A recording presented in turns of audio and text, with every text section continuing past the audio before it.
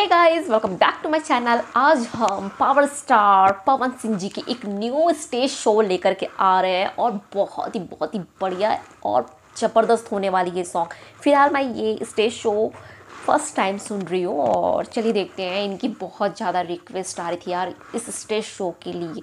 ऐसा क्या है इस स्टेज शो में कि इतनी ज़्यादा request. Oh my God, Pawan star मतलब पावर स्टार के इतने सारे फैंस ना, मतलब कि पूछिए मत। उनके नाम पे ही ना पवन सिंह के एक गाने की झलक के लिए लोग उमड़ उठते हैं यार। चलिए देखते हैं यार, स्टार्ट करते हैं ये सॉन्ग। इनका स्टेज शो कैसा होने वाला है, ठीक है, स्टार्ट। हेलो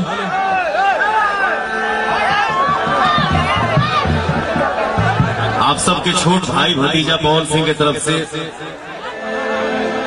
सब भैया चाचा लोग के ये सामने बैठल बा, खड़ा बा, ये साइड में बा, सबके पैर छू के प्रणाम करा करी। एक बार अपन हाथ उठा के दिल से आशीर्वाद दे दीजिए, ताली बजा के।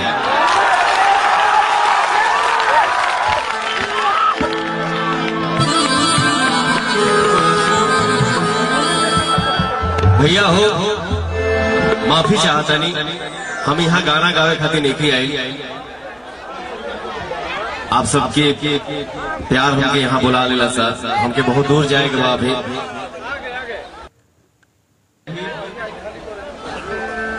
एक एक लाइन के हम रुआ सबके दो गाना सुनाई। गीत संगीत के अंदर अगर कहीं गलती हो जाए तो अपन बेटा समझ के माफ कर दे सके।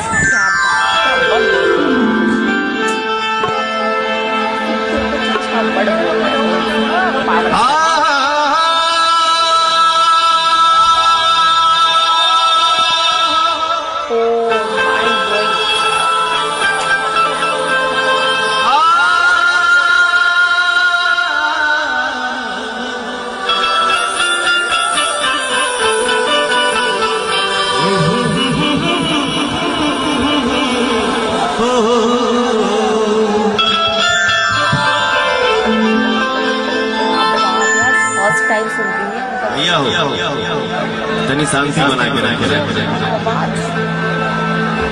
सरदा भवानी रखा सभा बीच पानी, सरदा भवानी रखा सभा बीच पानी।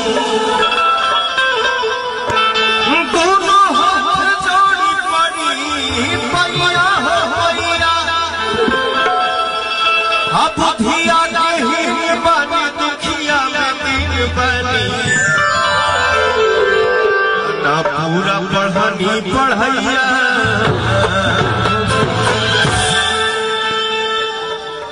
एगो माई के अपना माई के कौना भाव में पुकार रहा बा भैया। भैया साउंड नहीं मिला पीछे से। अरे सामने आप लोग बैठ जाइए, सभी बैठ जाइए, कोनो दिक्कत नहीं है, बैठला से कोई छोड़ ना वाला भाई। हालो मनीचर के सामने से थोड़ा हट जाइए।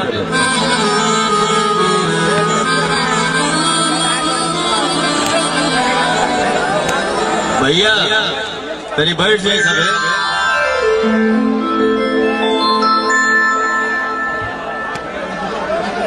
बेटा बैठ जाओ।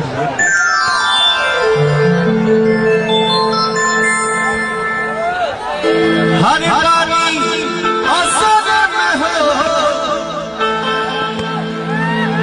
हर रानी असर में हो, तनिया जाई तू जियो से। हर रानी असर में हो, तनिया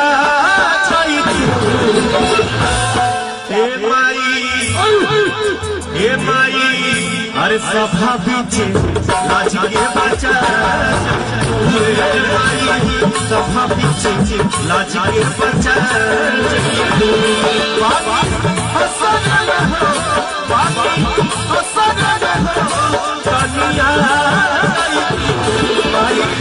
सभा पीछे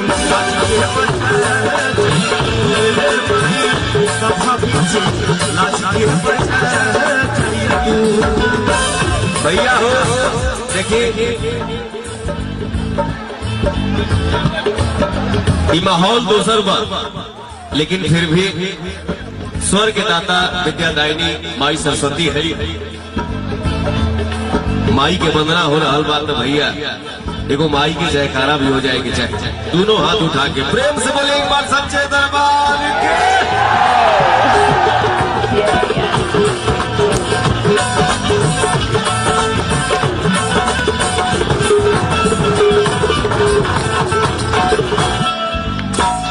दुनिया बनाने वाली तू ही हमारी,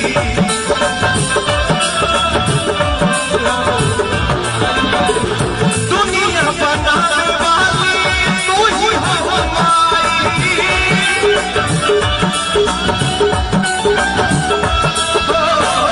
दरबार घूम आई अपना जहां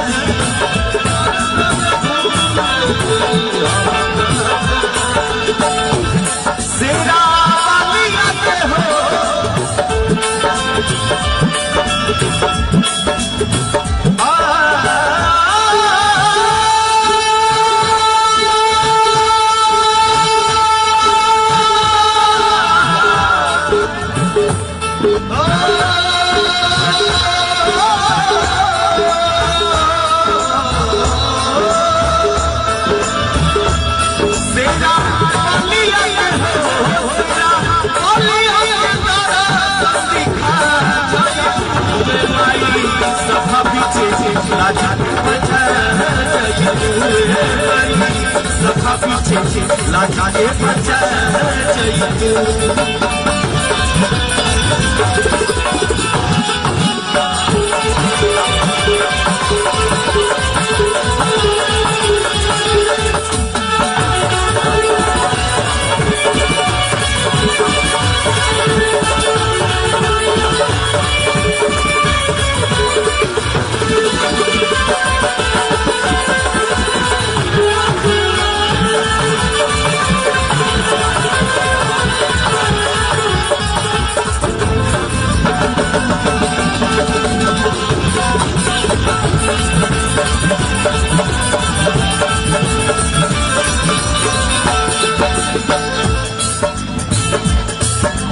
बहुत खुशी के बाद में सौभाग्य के बाद में दुल्हा की तरफ से 5,000 रुपए पुरस्कार पर बड़ भाई प्रोफेसर साहब जी की तरफ से बहुत सारा पुरस्कार पर और भी एगो भाई की तरफ से पुरस्कार रहा हमारा तरफ से हार्दिक अभिनंदन पर।